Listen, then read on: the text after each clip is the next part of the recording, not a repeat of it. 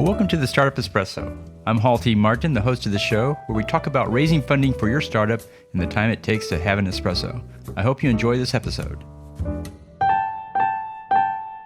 Hello, this is Hall T. Martin with the Startup Funding Espresso, your daily shot of startup funding and investing. The product is the core focus of the early stage company. Here are two key metrics for understanding the performance of your product. The HARP metric measures the quality of the user experience with the product. Here are the components of it. Happiness measures user satisfaction and ease of use through the Net Promoter Score. Engagement measures user engagement through the frequency and depth of use of the product. Adoption measures the number of new users of the product or a feature of the product over a period of time. Retention measures the rate of returning users over a period of time using the churn metric. Task success measures the user experience by looking at the efficiency of the product or its effectiveness for the user.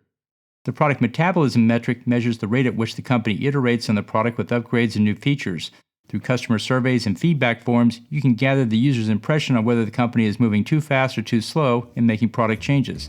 Thank you for joining us for the Startup Funding Espresso, where we help startups and investors connect for funding. Let's go start up something today.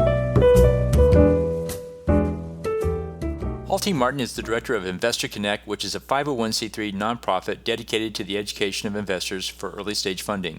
All opinions expressed by Hall and podcast guests are solely their own opinions and do not reflect the opinion of Investor Connect. This podcast is for informational purposes only and should not be relied upon as a basis for investment decisions.